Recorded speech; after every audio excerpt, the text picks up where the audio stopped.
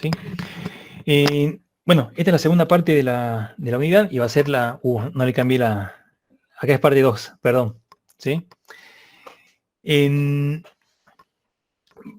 No la dividí en tres partes porque la idea es que... si, yo sé que estamos yendo quizás un poco rápido, ¿sí? Es que es verdad que hay bastante para ver. Igualmente, no vamos a ver todo el universo, ¿sí? Vamos a ver quizás mucho más de lo, o sea, lo que... Algunas cuestiones que son de base en esta área y la mayoría de las cosas que a mi criterio, al menos, es las que les va a servir y van a utilizar, ¿sí? O al menos también, en gran parte, son las que yo utilizo para mi trabajo, ¿sí? Entonces, por ese lado, bueno, yo quiero darles todo lo que, o gran parte de lo que yo manejo, lo que uso, ¿sí? Y seguramente, como les dije, hay cosas que esta materia toca, ¿sí? O se relaciona con otras materias, entonces no voy a profundizar en eso porque no es la idea, ¿sí? Sino vamos a pasar un poco por alto algunas definiciones y demás, que justamente es el caso de los primeros dos ítems, ¿sí? Minería de textos y minería de datos. Pero bueno, como le dije, no dividí esta unidad en tres partes, porque la idea es que el práctico, que es la parte fuerte de esta segunda parte de la unidad, van a tener bastante tiempo para hacerlo. No, son 2 semanas y unos 2 días, 3 días. Casi 17 días, 18 días, entonces yo creo que lo van a poder hacer, ¿sí?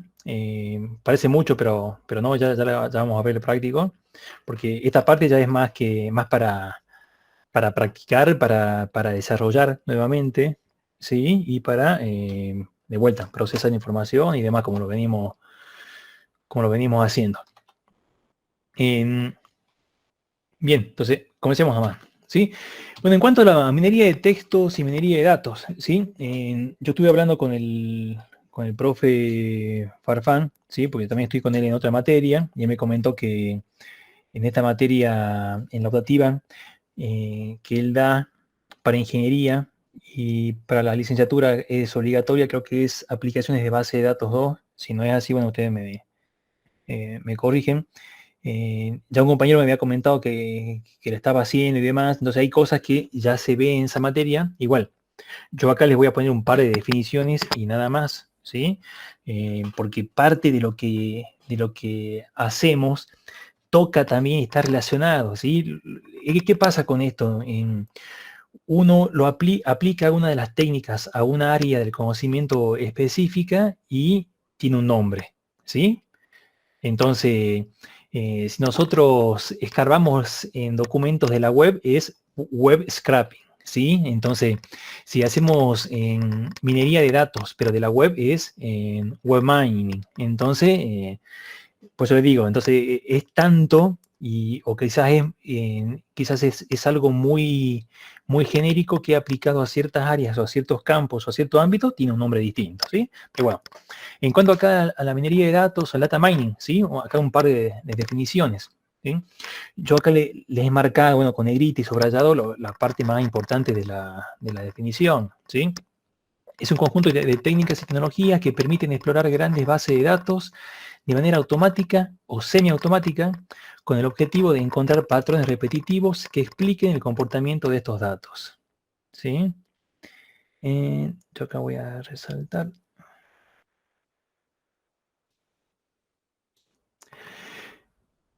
¿Sí? Algo muy interesante, ¿sí? La idea es que este procesamiento sea automático o semiautomático, ¿sí? Y acá hay algo, ¿sí? Se trata de analizar, procesar esta información de forma automática o semiautomática a partir de bases de datos, ¿sí? Entonces si ya nos hablan de una base de datos, ya se nos forma en la idea, en la cabeza se nos forma la idea de una base de datos estructurada, ¿sí? Una base de datos relacional, ¿sí? Con tablas y demás, todo bien estructurado, ¿sí? Y grandes datos, de vuelta, ¿sí?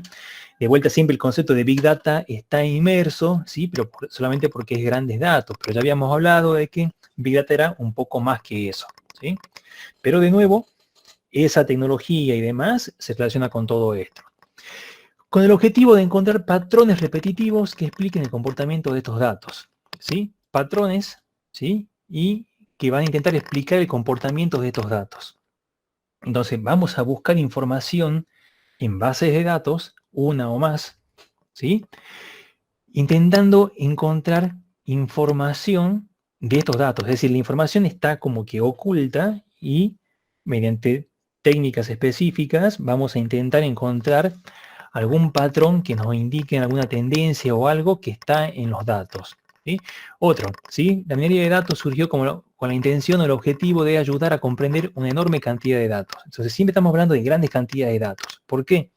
Porque hacerlo manualmente es complejo, el ser humano se cansa, es proclive a cometer errores. Entonces siempre la idea va a ser procesar esto de forma automática y siempre hablando de grandes cantidades de datos. ¿Cuánto es grande? Miles, cientos de miles, millones, registros, documentos, ¿sí? Una base de datos pequeña y con 100 registros y manualmente a ojo lo puedo ver y puedo sacar relaciones y demás, ¿sí? Por eso es que siempre estas técnicas, estos algoritmos trabajan sobre muchos datos, porque si tenemos pocos, bueno, lo hacemos de forma manual. Y muchas veces estas técnicas fallan para pocos datos, ¿sí? Si ustedes usaron la materia del profe Iseta, todo lo que tenga que ver con aprendizaje automático se basa en muchos datos, ¿sí? Quizás no millones, ¿sí? Pero sí un par de miles. Porque con 100 registros y no puedo tener quizá una tendencia muy marcada o no puedo dividir tanto el conjunto de datos para entrenamiento, para testing y demás. Entonces, necesitamos una cantidad moderada, ¿sí? Como digo, un par de miles ya podemos hacer algo. Entonces, de vuelta, ¿sí? Surge con esta intención el objetivo de comprender muchos datos, grandes cantidades de datos, y que puedan ser utilizados para extraer conclusiones para contribuir en la mejora y crecimiento de las empresas, sobre todo por lo que hace a las ventas o fidelización de clientes. Esta área surge justamente para las empresas. Se vieron con grandes cantidades de datos y necesitaban extraer información para la toma de decisiones. ¿Y qué toma de decisiones? Invertir más, menos, cambiar el rumbo del mercado, adquirir nueva tecnología, ¿sí? Todo lo que se les ocurra. Pero la idea era, nuevamente, o sea, analizar esta información que la teníamos, pero no podíamos encontrar quizá algún patrón repetitivo, alguna tendencia, porque eran muchos datos, ¿sí? Y lo único que va a hacer es aportar mayor información para esta toma de decisiones, ¿sí? Lo que básicamente hace un sistema de información, nada más que esto hace un sistema de información, pero con una base de datos, con bases de datos grandes, con muchos datos. Es un mecanismo de explotación consistente en la búsqueda de información valiosa en grandes volúmenes de datos, ¿sí? Otras definiciones. La minería de datos es un proceso no trivial de identificación válida, novedosa, potencialmente útil y entendible de patrones comprensibles que se encuentran ocultos en los datos, ¿sí? De vuelta. Todas las definiciones hablan casi de lo mismo. Grandes datos, ¿sí? Y la idea es, o sea, identificar estos patrones que están justamente ocultos en esta enorme cantidad de datos. Es la integración de un conjunto de áreas que tienen como propósito la identificación de un conocimiento obtenido a partir de las bases de datos que aporten un sesgo hacia la toma de decisiones, ¿sí? Una inclinación hacia la toma de decisiones. Entonces, los voy a analizar con el objetivo de mejorar mi proceso de toma de decisiones, ¿sí? Que sea más efectivo, que esté basado en información no solamente real y verídica, sino que encontrar de vuelta, esos patrones, ¿sí? Que sea ese conocimiento oculto en estos datos. La minería de texto, sí, está muy relacionada también a la minería de datos, nada más que o normalmente lo que consideran muchos autores es que la principal diferencia entre la minería de datos y de texto es que la de texto analiza texto o información no estructurada, ¿sí? Texto puro. Lo que estábamos haciendo justamente en el práctico pasado, ¿sí? Que analizábamos, cuando analizamos mucho del análisis de la web, es minería de texto, ¿sí? Porque no estoy extrayendo los datos de forma estructurada en una base de datos. Entonces, al hacerlo de esa forma, estoy aplicando técnicas de minería de texto. O sea, estoy buscando en el texto algún patrón, alguna información, ¿sí? Que me sirva a mí o que esté relacionado con lo que yo estoy intentando hallar, procesar o buscar. ¿Sí?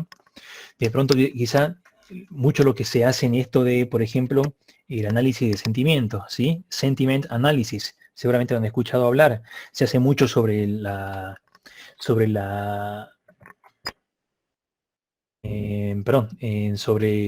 sobre Twitter, ¿sí? Se analiza bastante esta red social o los comentarios en realidad solo para saber si, por ejemplo, se habla bien o mal de algún tema, para ver si la imagen es positiva o negativa de algún político según lo que se comentan y demás. Entonces, ese tipo de análisis, ¿sí? Es minería de texto, ¿sí? Porque el texto que yo tengo en un tweet, por ejemplo, es un texto no estructurado. Yo puedo poner lo que sea, de la forma en la que sea, y procesar esos textos, ¿sí? O esa información o esos tweets vendrían a ser minería de texto, ¿sí? Lo mismo que sería si yo procesara de pronto los comentarios de Facebook, en los chats, ¿sí? De un grupo de WhatsApp, por ejemplo, sería minería de texto, ¿sí? Entonces, esta minería de texto está muy relacionada con la recuperación de información, ¿sí? A veces se la confunde, ¿sí? Nada más que como están relacionadas y se tocan y se intersectan estos conjuntos, entonces no es lo mismo, pero cuando hablamos de una técnica, tocamos parte de la otra, ¿sí? Lo mismo que venimos hablando y que le vengo diciendo desde el principio, ¿sí?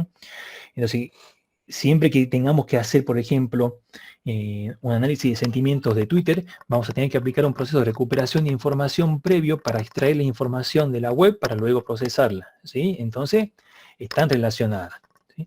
Pero de vuelta, en el mismo espíritu que la minería de datos, la idea es intentar hallar esta información que no la tengo, ¿sí? Yo escrita o no está en algún registro o en algún documento, ¿sí? Sino está oculta de alguna forma en estos documentos que me he bajado, en estas páginas web, en estos artículos científicos. Lo mismo que le decía, ¿sí? Algunas de las técnicas estas de análisis de plagio, ya habíamos visto algunas, así muy sutilmente, que era sobre el análisis de las citas y las cositas. Tiene que ver con la forma en que escriben los autores. ¿Por qué? Porque cada autor escribe con un patrón determinado, usa algunas palabras, alguna forma de expresarse. Entonces, mediante esa identificación de esos patrones de escritura, se puede establecer si un documento es escrito por la misma persona o no, o puede detectarse algún tipo de plagio, parte del plagio o demás, ¿sí? Pero bueno, básicamente entonces la única, o quizás la diferencia principal entre estas dos áreas es que una parte de bases de datos y esta otra solamente del texto o de texto no estructurado. Acá un nuevo gráfico, ¿sí? Fíjense de la relación y la interrelación entre estas áreas, ¿sí? La recuperación de información con el web mining, con la extracción de información, con el procesamiento del lenguaje natural, ¿sí? Este análisis de sentimientos también es parte del procesamiento del lenguaje natural, ¿sí? Toca la recuperación de información, toca la clasificación, entonces fíjense cómo se relaciona, ¿sí? No es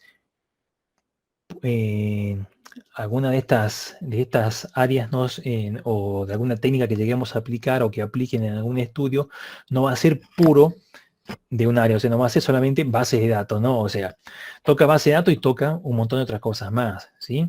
Por eso es que hoy en día todos estos campos nuevos están muy interrelacionados. Entonces tenemos que conocer un poquito de todos. Quizá vamos a ser expertos en una sola cosa, ¿sí? De pronto. Pero tenemos que conocer algo de lo otro, ¿sí? Justamente por esta relación.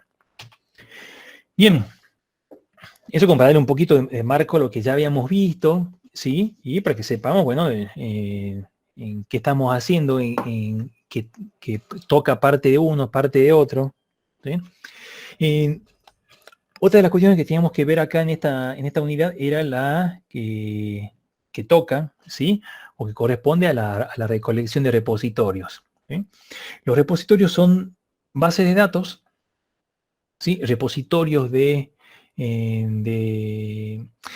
no de documentos, ¿sí? Pero ahora sí, hablamos de que la información sobre algún archivo lo tomamos como un documento, como habíamos dicho que una página web era un documento, entonces sí, un repositorio actuaría como un repositorio de documentos, ¿sí? En ese sentido.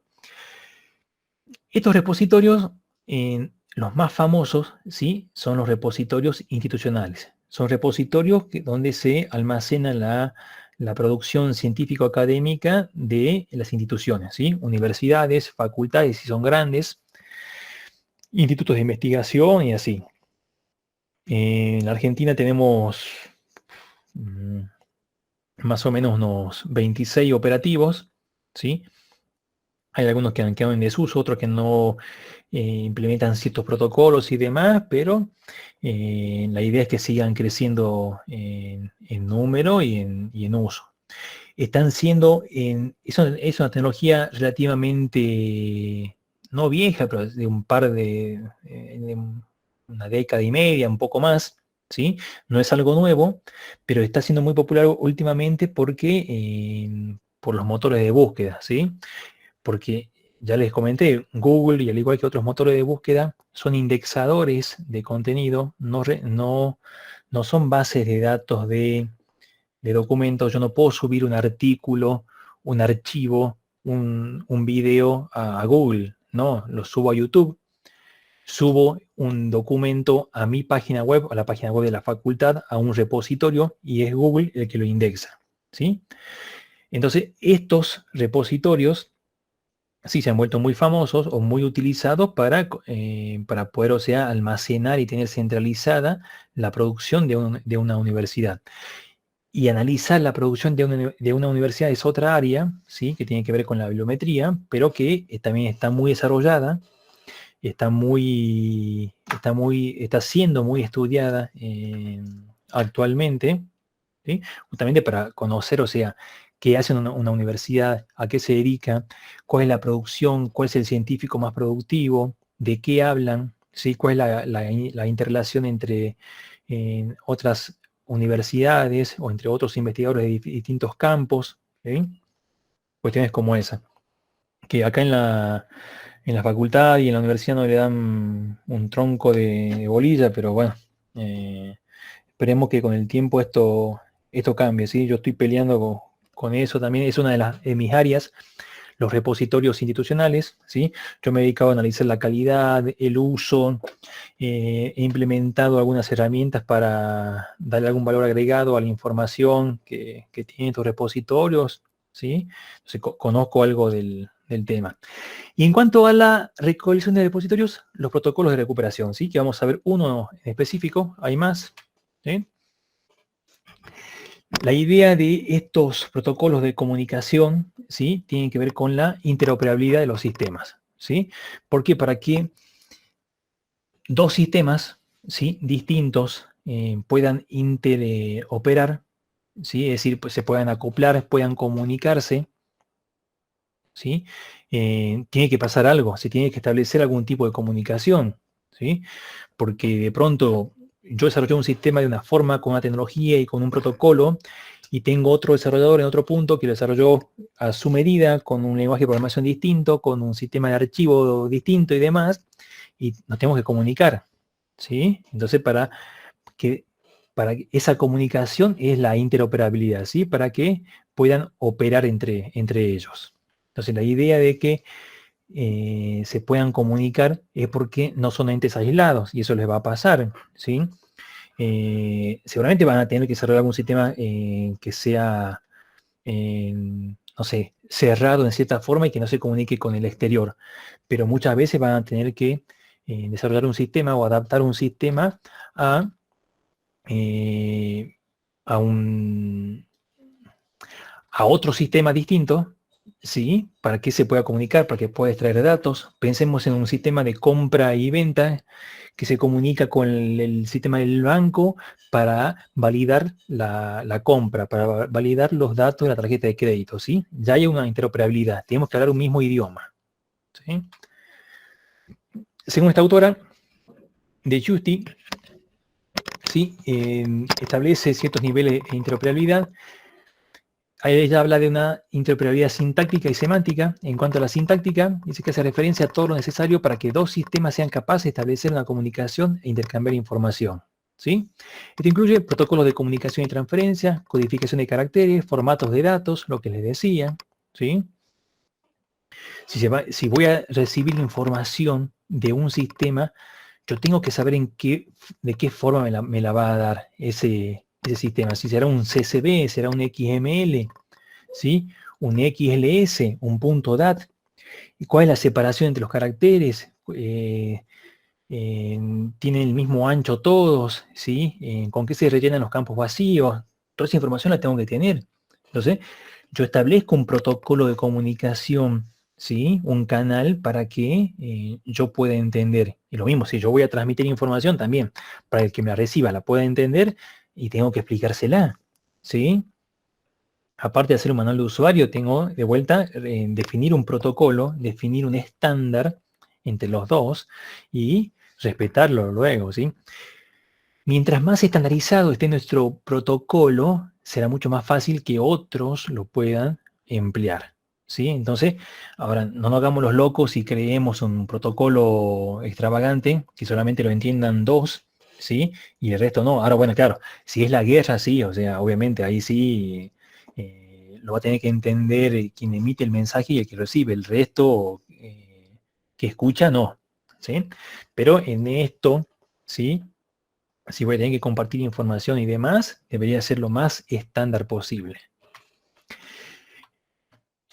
Siguiendo con esta interoperabilidad sintáctica, ¿sí? Hablamos de justamente los protocolos de comunicación, ¿sí? Protocolo TCP/IP, protocolo HTTP, el OAI-PMH, formatos, lo que les hablaba, ¿sí? Un XML, algunas directrices de interoperabilidad.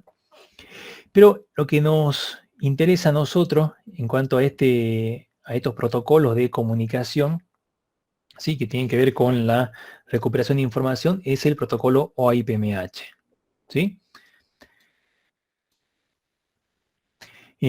Los otros protocolos, por ejemplo, el TCP/IP tiene mucho que ver con la red, es algo que no lo vamos a ver. El HTTP ya estuvimos tocando algo, ¿sí? Por el HTTP tiene que ver con las páginas web, con el formato HTML sobre todo, ¿sí?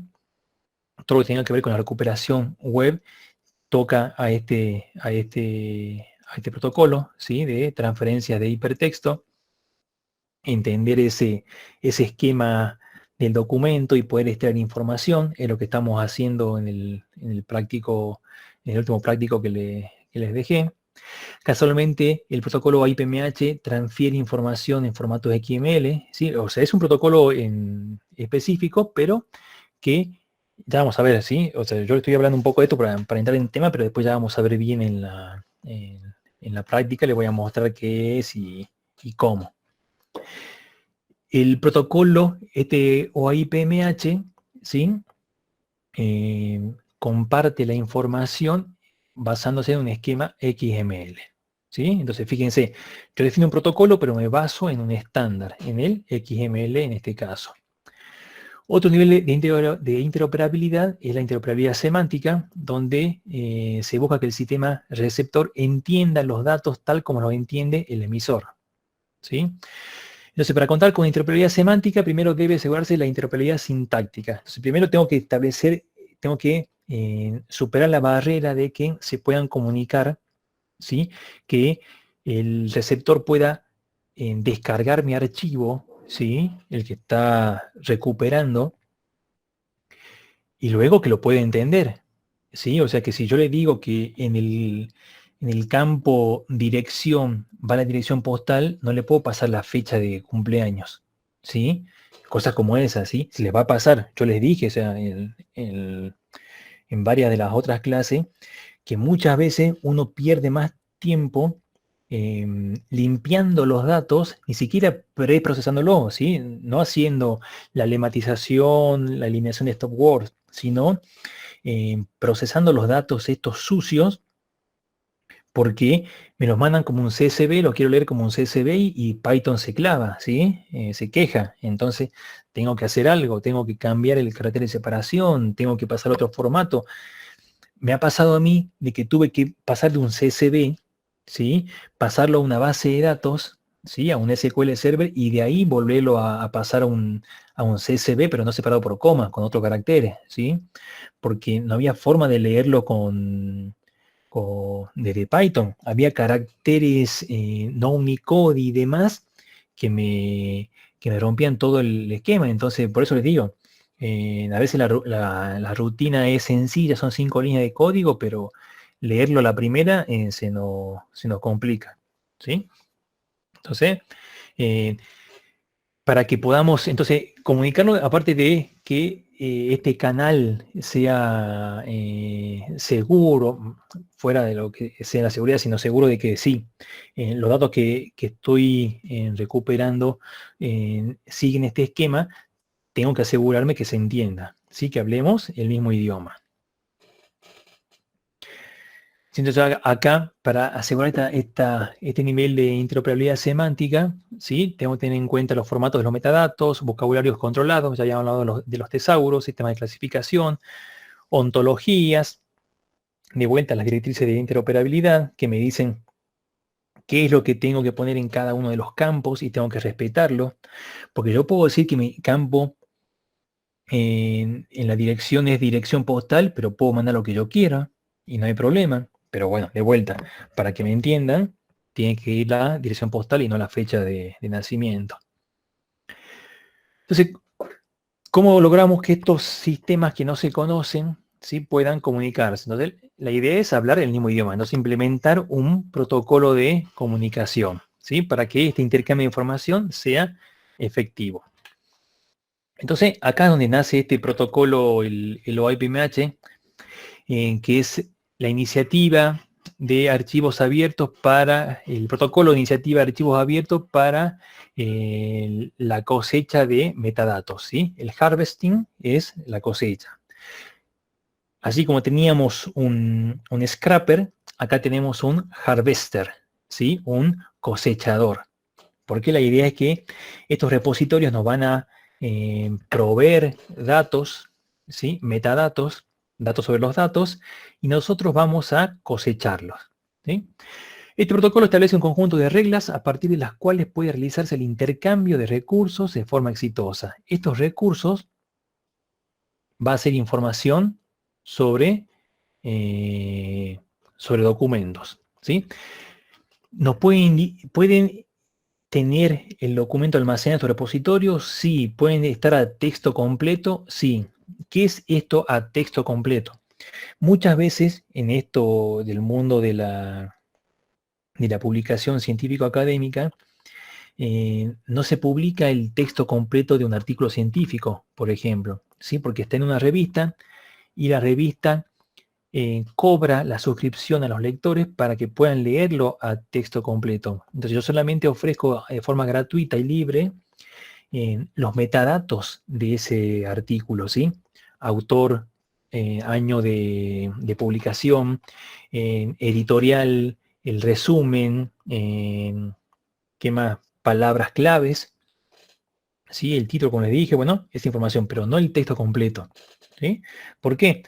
Porque tengo suscriptores que están pagando todos los meses, ¿sí? Es como cuando pagamos esto para ver el fútbol, ¿sí? Bueno, entonces yo pago para ver, es lo mismo. Entonces, no puedo ofrecer ese contenido a texto completo, obviamente. Luego están los puristas de la ciencia que dicen que no, que la ciencia tiene que ser, los hallazgos tienen que ser publicados e informados para que se nutra la comunidad y demás, que está bien. Pero bueno, esto es un negocio, entonces, como investigar también sale caro, entonces se hace esto. Entonces estos repositorios tienen información de estos documentos que de vuelta pueden estar a texto completo o no, ¿sí? No es requisito, pero si está a texto completo, bien.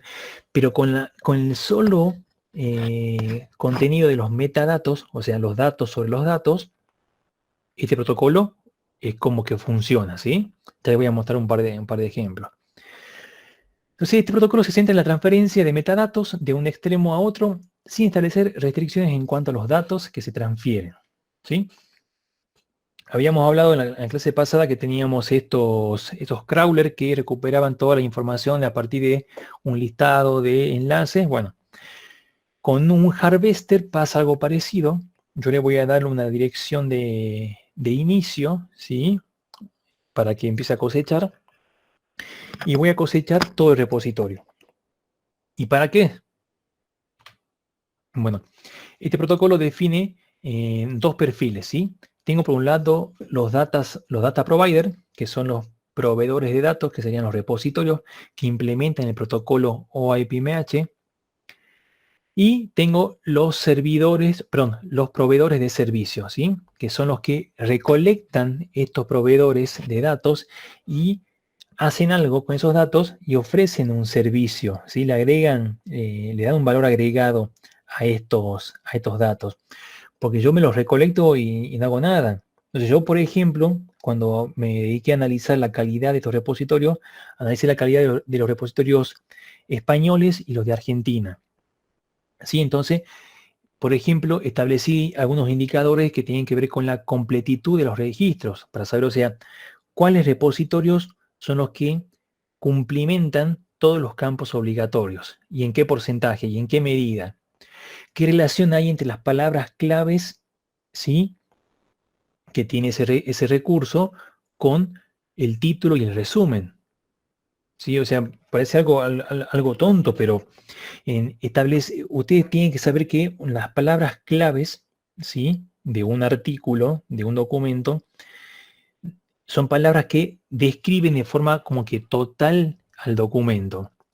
Entonces, que estas palabras claves estén incluidas en el título o en el resumen es un pobre indicador de calidad, ¿sí? Es decir, el autor no lo pensó mucho, o sea, resumió el título y lo puso como palabras claves. Eso no, ¿sí? Las palabras claves tienen que identificar o tienen que dar alguna pista de qué es lo que va a hacer o de qué se va a hablar en el artículo.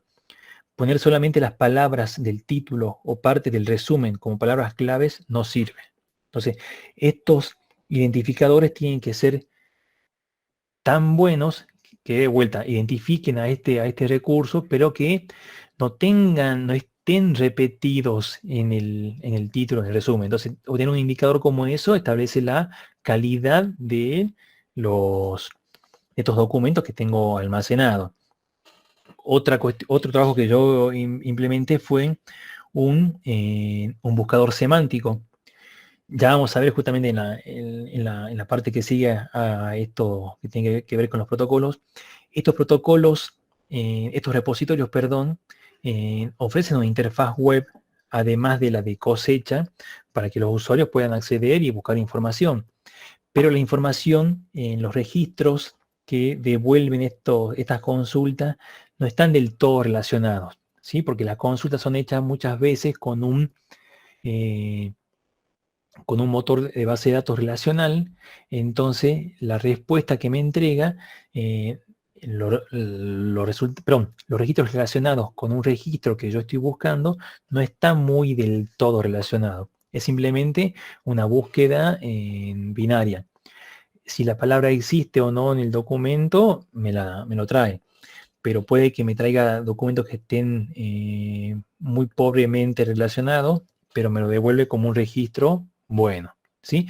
Lo que hablábamos, ¿se acuerdan inicialmente de estos, este conjunto de registros no relevantes ante un proceso de búsqueda y de recuperación de información? Bueno, acá pasa lo mismo. Entonces, de vuelta con este protocolo, tengo dos perfiles, el proveedor de datos y el proveedor de servicio. Nosotros implementaríamos un proveedor de servicio. Yo voy a recolectar un repositorio y voy a hacer algo con esos datos, ¿sí? De pronto, podría, no sé, aparte, no sé, mejorar las búsquedas, ofrecer una interfaz un poco más amigable, eh, establecer hacer alguna investigación, como por ejemplo, no sé, no se me ocurre ahora, pero por ejemplo no me sale la palabra, la colaboración entre autores y demás, ¿sí? Identificar grupos de investigación a partir de las publicaciones almacenadas en estos repositorios, ¿sí? Hay muchísimo para hacer.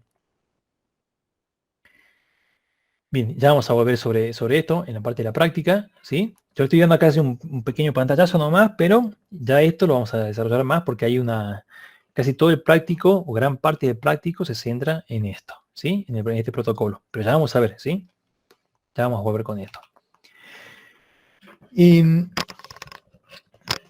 Diseño de un motor de búsqueda y diseño de un indexador de documentos, ¿sí? Ya les había comentado, ya les repetí hace un momento, Google es un indexador, ¿sí? No almacena, no es un repositorio de documentos, sino es un repositorio de metadatos, de datos sobre los datos, ¿sí? Entonces, eso lo tengamos en claro. Un indexador, ¿sí? Un indexador o un motor de búsqueda, que es lo mismo, ¿sí? Un motor de búsqueda es lo mismo. Lo que hace es armar un índice, como ya habíamos visto, ¿sí? ¿Se acuerdan? Índice invertido, posicional y demás, ¿sí? Se han sufrido con eso. Los que han querido sufrir, y bueno, la idea era que sea divertido, ¿sí? Partimos de un conjunto de documentos, ¿sí? Lo que ya hicimos. Indexamos estos documentos, construimos un índice y luego el usuario hace búsqueda, ¿sí? Lo que hablamos, ¿sí? Entonces la idea era que construyamos un índice para que luego las búsquedas sean más fáciles, ¿sí? Porque pronto, si yo tengo 1.000.000 de documentos, no me voy a poner a buscarlo uno por uno. Tengo que construir un índice por palabra, por inicial. Bueno, ya es un acercamiento, ¿sí? Ya es una mejora. Pero pensemos qué pasaría si yo tuviera ese millón de documentos y el nombre del archivo sea solamente un número, ¿sí? Yo tengo 1.pdf, 2 pdf, 3 pdf, 4 pdf, 5 y así hasta 1.000.000, el número 1.000.000.pdf. Y no sé, o sea, ¿dónde está el documento que decía manual de Python 3.0, ¿sí? Python para principiantes. Algoritmo de Floyd-Warshall. Ordenamiento burbuja, qué sé yo, ¿sí? Entonces, ahí es complicado, ¿sí? O buscar alguna palabra o alguna oración o algún tema específico que esté dentro del documento. Capaz que dentro de Python yo quiero establecer, por ejemplo, yo quiero buscar estructuras de control y tengo 500 manuales de Python, ¿sí? Y capaz que en 20 me habla de las estructuras de control y capaz que solamente en 5 tengo listas, ¿sí? Entonces no me voy a poner a buscar en los 500 documentos, en los 50, en los 200 manuales, ¿sí? Menos en 50 y ni siquiera en 10, en 2 capaz, en 3, ¿sí? Entonces la idea de estos motores de búsqueda de vuelta es facilitar, ¿sí? O responder a esa necesidad de información, ¿sí? Todos los temas son iguales. Acá vamos a trabajar con Lucene. Lucene es una API de código abierto para recuperación de información, ¿sí? Es útil para cualquier aplicación que requiera indexado y búsqueda a texto completo. Muchos de los motores de búsqueda, ¿sí? Web se basan en Lucene, ¿sí? Por ejemplo, Solr SOLR, ¿sí? Que es el motor de búsqueda de los repositorios institucionales que implementan DSpace, ¿sí? Porque estos repositorios se basan en una tecnología, DSpace, ¿sí? De Space, es una de las tecnologías muy usadas, es libre, es gratuito. Entonces, estos repositorios que implementan Lucene, los de las últimas versiones, estos repositorios que están implementados con DSpace, tienen como motor de búsqueda, ¿sí? Solr. Y Solr se basa en Lucene, ¿sí? Lucene es como que la base de estos motores de búsqueda. Por eso es que vamos a trabajar con Lucene en la práctica, ¿sí? O sea, ¿qué vamos a hacer? Vamos a armar un indexador, ¿sí? Así que ya vayan pensando. Ya les voy a dejar la consigna. Lucene está originalmente, o fue originalmente hecho para Java, ¿sí? Pero posee implementaciones para C#, para Python, así que con lo que ustedes se sientan más cómodos, lo van a poder hacer. De vuelta en este práctico no le estoy exigiendo una tecnología específica, salvo Lucene, ¿sí? Es decir, tienen que usar Lucene, ¿sí? Como API, como generador de índice, como indexador, ¿sí? Para construir este índice y poder hacer búsquedas. Entonces, de vuelta, fíjense, el esquema es similar al que ya habíamos visto anteriormente. Partimos de documentos en crudo, ¿sí? Tenemos los documentos, construimos el documento, esa representación del documento dentro de nuestro programa, ¿sí? Porque no es que yo me descargo el archivo y lo meto, o sea, ¿dónde lo meto? No. Yo tengo que armar una representación de ese documento dentro de mi proceso de armado de este índice, ¿sí? ¿Por qué? Porque tomaré ciertas partes, no todo el documento. De pronto solamente quiero tener, supongamos, son artículos científicos. Quiero tener solamente las referencias y no me sirve el texto completo. Entonces voy a ir a la parte de referencias, bibliografía, me voy a extraer esas referencias y voy a armar mi grafo de colaboración y demás para luego obtener algunas conclusiones, establecer o realizar algún estudio basado en redes sociales, ¿sí? Bueno, lo que se me ocurra. Analizamos el documento, indexamos esos documentos, construimos el índice y el usuario, ¿sí? A partir de una consulta, esa consulta es corrida, se busca la información y me devuelve resultados, ¿sí? Un esquema muy sencillo, ¿sí? A simple vista, ¿sí? Partimos de documentos, los procesamos, sacamos información que nos hace falta, la representamos de alguna forma, recuperamos o armamos el índice y luego mediante una consulta buscamos en nuestro índice y le decimos, bueno, a ver, la búsqueda que vos estás haciendo tiene, no sé, estos 20 resultados y los ranqueo, ¿sí?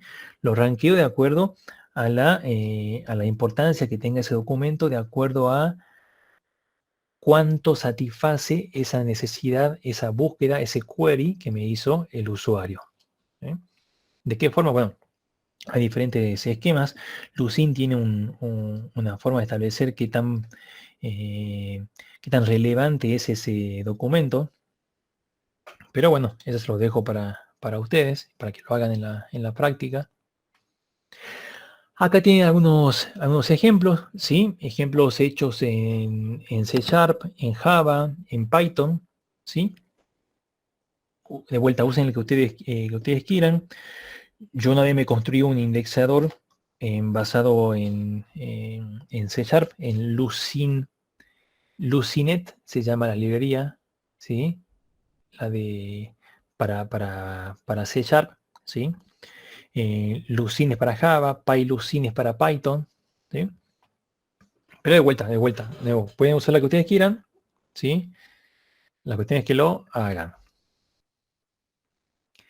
Y esta última parte, ¿sí? O sea, ¿por qué vamos a ver esto? Justamente porque ustedes como buenos analizadores, ¿sí? De sitios web, como buenos mineros web, ¿sí? Que ustedes entienden la tecnología y entienden cómo es que está esa información colocada en la web y demás, y cómo es que se procesa y cómo puedo analizarla, porque ustedes saben cómo analizarla, ya lo han hecho, y saben buscar patrones y demás.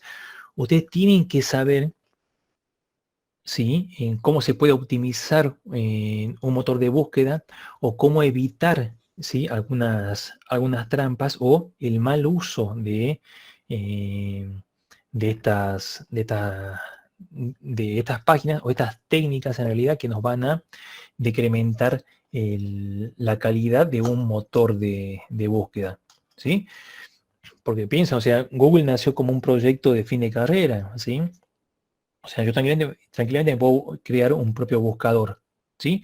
Puedo empezar a indexar la web, puedo crear un buscador de pronto de material universitario de universidades argentinas, qué sé yo, y me voy a recuperar toda la información de las páginas web y de repositorios argentinos, ¿sí? Un segundo, voy a tomar agua. Si me quieren parar cuando quieran, me preguntan algo, ¿no? Si surge algo. Si no, yo voy a creer que está todo muy, muy bien entendido.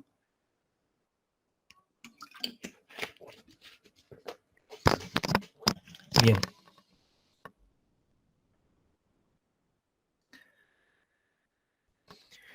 Entonces, tenemos que conocer esto, ¿sí? Porque de pronto, si trabajamos para alguien o nos piden algún tipo de análisis, tenemos que saber si somos víctimas de algún tipo de alguna técnica fraudulenta o demás, ¿sí? Y tenemos que corregirla, ¿sí? Y esto tiene que ver con lo que se llama esto del SEO, el SEM, ¿sí? El SEO con S, ¿sí? No el CEO que es la cabeza de la empresa, el chief, ¿sí? El jefe. En cuanto a SEM, Search Engine Marketing, ¿sí? Es el marketing para motores, para motores de búsqueda, ¿sí? Search Engine es motor y Search es búsqueda, ¿sí? Esto se refiere a la promoción de un sitio web en los buscadores mediante el uso de anuncios de pago a través de plataformas como Google Ads o Bing Ads, ¿sí? Ustedes han visto, cuando ustedes hacen una búsqueda en Google, por ejemplo, muchos de los primeros resultados son publicidades a otras páginas, ¿sí? Eh, y esos primeros resultados son los que se pagan, ¿sí? O, por ejemplo, cuando están en una página web, tienen las publicidades a la derecha, ¿sí? Alguien pagó para estar ahí, ¿sí? O sea, y de pronto yo en mi página web, si alguno no lo hizo antes, ¿sí? Yo en mi página web puedo poner esa publicidad, ¿sí? La que sea. Yo digo que voy a poner publicidad de artículos. Y entonces de pronto viene Google y determina que ahí puede ir Mercado Libre o puede ir, no sé, Netshoes, porque vende zapatillas. No me sale otra plataforma de compra-venta. Bueno, cualquiera de esas, ¿sí? No sé, Amazon, ¿sí? Y la gente que hace clic en mi página web a esos anuncios de otras empresas, me reporta a mí una ganancia, ¿sí? De centavos de dólares. Pero si mi página es muy famosa y la gente accede a esas publicidades, en base a esas búsquedas, para mí es más dinero, ¿sí? Entonces, hay gente que, o sea, no se hace rica, pero gana algunos cientos de dólares al mes solamente por incluir esa publicidad de Google en sus páginas, ¿sí? Entonces, mientras más popular sea mi página web, es entendible o es probable que la gente acceda a estas otras empresas a través de mi página web por las publicidades que yo incluyo ahí, ¿sí? O sea, si yo no puedo conseguir sponsor para mi página web, puedo tenerlo a Google, ¿sí? Que me va a pagar si la gente hace clic en esas publicidades, ¿sí? Entonces, si ustedes tienen una página amiga y tienen estas publicidades, háganle clic, ¿sí? Compren algo o al menos accedan para que les sumen clics a sus amigos. Entonces, mediante esta estrategia, el objetivo es dar visibilidad inmediata a nuestro sitio web, ya que desde que configuramos las campañas y pujamos por salir, nuestros anuncios tienen la posibilidad de aparecer, ¿sí? Entonces, esto está muy orientado al marketing, obviamente, ¿sí? Se paga para aparecer en los primeros lugares, ¿sí? No hay otra forma. Entonces, la única forma de que yo aparezca ahí, mientras más pago, salgo. Cuando dejo de pagar, dejo de salir, Así de fácil. ¿Sí? Es un negocio. Entonces, Google, ¿qué pasa? Claro, le cobra a Mercado Libre $100 para que aparezca en los primeros lugares, y a las páginas que hacen clic, ¿sí?, en esas publicidades y acceden a Mercado Libre, les pago 0,05 centavos de dólar por cada clic, ¿sí? Entonces, bueno, así mantiene, así crece en Google. O sea, ustedes creen que todo es gratis. Google, bueno, sí, te doy la parte gratis, pero esta parte es la que te cobro, ¿sí? El SEO, ¿sí?, es la optimización de los motores de búsqueda, ¿sí? Se refiere al trabajo de optimizar, se refiere al trabajo de optimización y de aumento de la popularidad de un sitio web con el objetivo de que dicho sitio sea rastreable por los motores de búsqueda, ¿sí? Indexado correctamente y suficientemente relevante para que algunas o muchas de las páginas sean mostradas en las primeras posiciones de los buscadores para determinadas consultas de búsqueda de los usuarios, ¿sí? Esta es la otra parte, esta es la parte no sucia, pero donde sí tenemos que arremangarnos, ¿sí?, para trabajar. Lo otro era pago. Yo aparezco en los primeros lugares si pago. Acá voy a aparecer en los primeros lugares si hago las cosas bien. Obviamente también puedo hacer las cosas mal y aparecer, ¿no? Por eso vamos a ver las técnicas malas. La idea es optimizar, ¿sí?, este sitio web para que aparezca en los primeros lugares de estos indexadores, ¿sí?, estos motores de búsqueda. Entonces, por tanto, se trata de conseguir aparecer en los primeros resultados. Lo ideal es en la primera página. ¿Por qué? Es verdad, nadie busca en la segunda página de Google, ¿sí? Salvo que yo esté haciendo un proceso de recuperación completo, y no, rara vez iré a la segunda página. Muchas veces lo que uno hace es mejorar la búsqueda y busca en los primeros 10 resultados. Y ni hablar del 8, el 9 y el 10, ¿no? Uno busca en los primeros 5, es verdad, ¿sí? A todos nos pasa, a mí me pasa, ¿sí? Entonces, uno no busca en el registro número 25 de resultados. Hay como 5.000 resultados que me dio Google, no, uno busca en el número 5, ¿sí? Perdón, en el número 25, ¿no? Busca en los primeros 10, y los primeros 10 y los primeros 5. ¿Por qué? Porque seguramente el primero es publicidad y los otros dos sí me van a llevar a alguna página que yo entiendo va a resolver mi consulta, ¿sí? Entonces la idea es aparecer en los primeros lugares, ¿sí?, pero sin tener que pagar, ¿sí?, esto es lo importante, sin tener que pagar un coste directo publicitario por cada visita, gracias a que somos muy relevantes y o populares. Entonces la idea es aumentar la popularidad de un sitio web. Pero bueno, para esto tenemos que, o sea, nosotros como, o sea, hay estos diseñadores web, programadores web, tienen que conocer estas, estas técnicas de buen... Un segundo, a ver, perdón. Tienen que conocer estas técnicas justamente porque puede ser que su sitio web esté cayendo en popularidad. ¿Por qué? Porque hay otros que hacen el mal uso de estas técnicas de optimización y de mejora en la posición, ¿sí? Entonces, acá, en cuanto a la optimización de estos motores de búsqueda, está lo que se llama el web spam, ¿sí? Son técnicas de SEO, ¿sí?, de optimización de motores de búsqueda, black hat o de sombrero negro, ¿sí? Son estas técnicas malas. Una práctica para conseguir una posición elevada, pero injustificada en los resultados de los motores de búsqueda, utilizando técnicas para engañar a los algoritmos de clasificación, ¿sí? De vuelta, ¿por qué tenemos que saber esto? ¿Sí? Porque es parte del proceso de recuperación de identificar estos mal uso y corregirlos. El spam indexing, ¿sí?, el spam de la indexación, es una práctica poco ética de SEO que puede terminar con penalizaciones de los motores de búsqueda, ¿sí? muchas veces estas páginas que incurren en estas prácticas maliciosas son penalizadas por Google, pero muchas veces no las encuentran. O son tantas que no puede rastrear todas. Y esto de vuelta nos puede perjudicar a nosotros como dueños de un sitio web o como proveedores de servicio de un sitio web, porque ese sitio web no aparece en los primeros lugares de búsqueda. ¿Sí? O sea, nosotros nos contratan para posicionar o mejorar la posición de un sitio web. Entonces tengo que hacer algo. ¿Sí?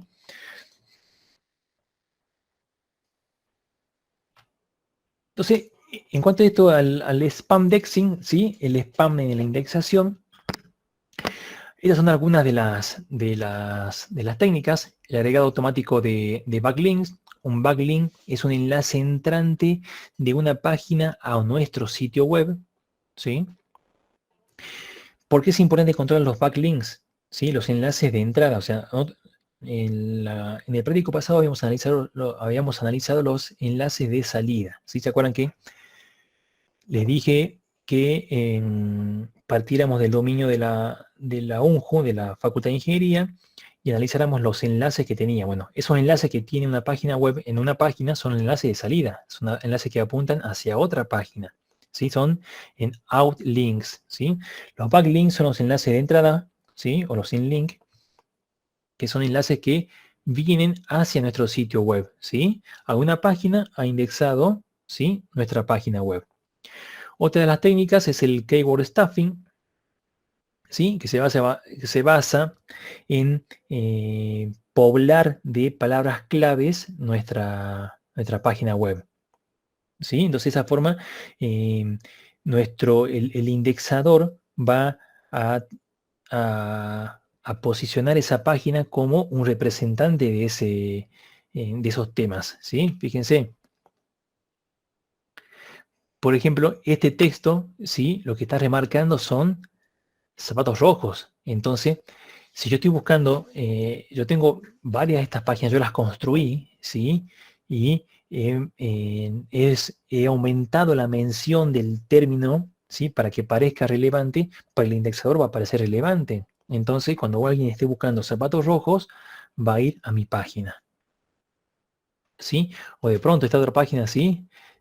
Types of fire pits, ¿sí? De vuelta, el fire pit está remarcado, ¿sí? O está presente en más de una vez en cada párrafo. Entonces, el indexador va a creer que es una página que es muy importante y está hablando sobre este tema. Entonces, cuando alguien busque sobre fire pits, va a ir a esa página, ¿sí? Entonces, de esta forma yo voy a mejorar la posición de mi sitio web, pero de mala manera, ¿sí? O sea, hay formas de hacerlo de forma moderada, ¿sí? Esto es un abuso, ¿sí? Es un uso excesivo para aparecer o para aumentar la relevancia de mi página web y hacerle creer obviamente al indexador de que mi página está hablando de ese tema y es importante. Otra de las técnicas es la granja de links, ¿sí? Básicamente es esto, ¿sí? En varias páginas, ¿sí? Ofrecen enlaces a mi página, ¿sí? Entonces fíjense, ¿sí? Yo tengo mi página web, ¿sí?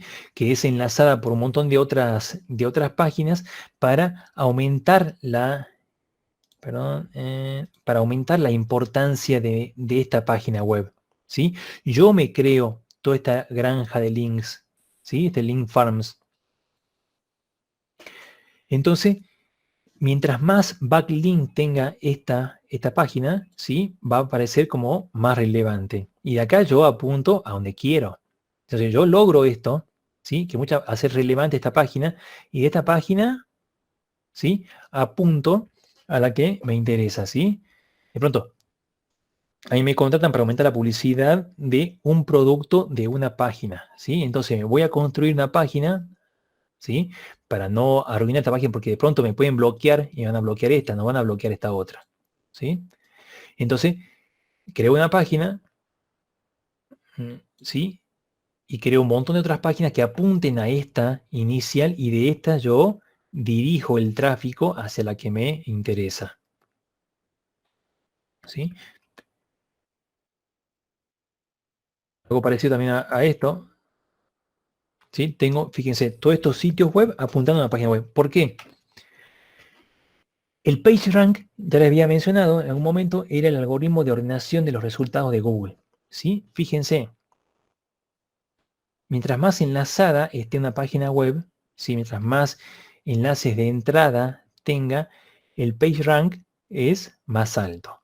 Entonces, volviendo a lo que les decía, ¿sí? De esta forma yo voy a aumentar el PageRank de esta página.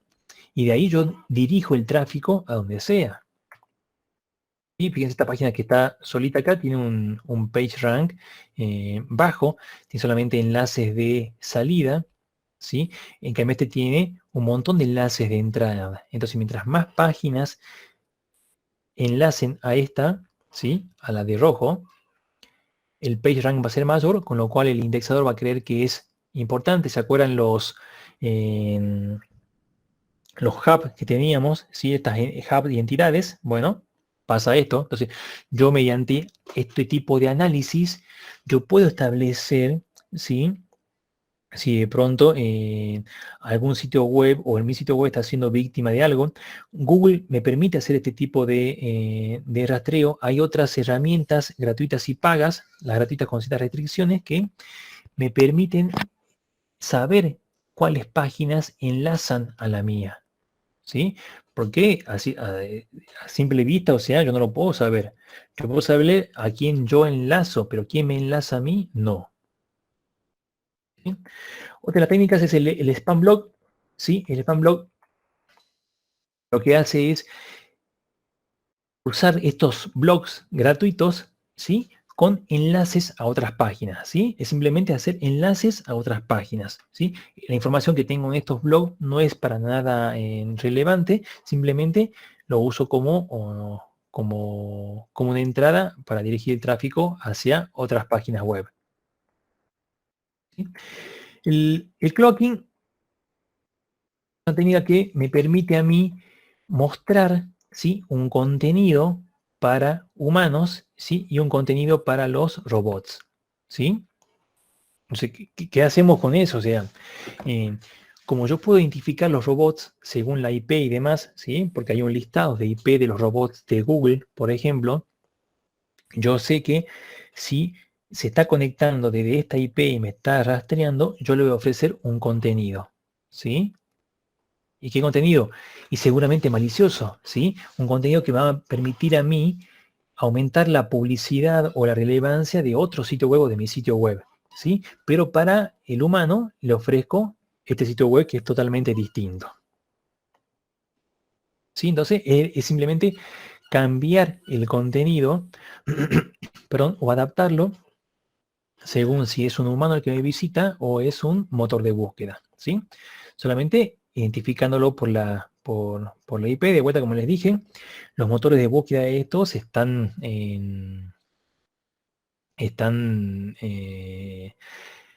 identificados por la IP, entonces yo puedo saber quién es el que me está visitando.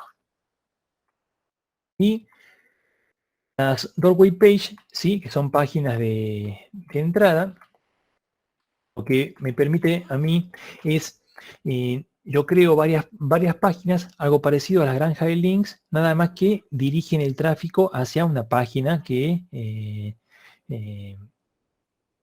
realmente es importante. Es decir, todas estas son páginas válidas, ¿sí? Pero, o sea, que tienen información relevante y demás, pero que dirigen el tráfico hacia una página mucho más importante, ¿sí? Son estas páginas secundarias que me van a dirigir el tráfico hacia una página principal, ¿sí? Pues de vuelta, ¿yo cómo detecto todo esto? ¿Sí? Con el análisis de grafos, ¿sí? Fíjense que yo acá tengo, espera un segundo.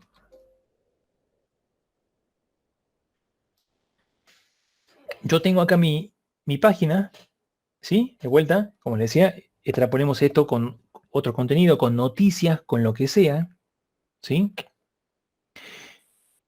Yo veo esto, el humano ve esto, ¿sí? Y esto no es un clocking, ¿no? No es que estoy mostrando información de una forma, o sea, con una página para el humano y otra página para el robot, no. Tengo esto en mi página web. O sea, yo soy un programador web que mantengo muchísimas páginas web y hago esto, ¿sí? Pero fíjense, ¿sí?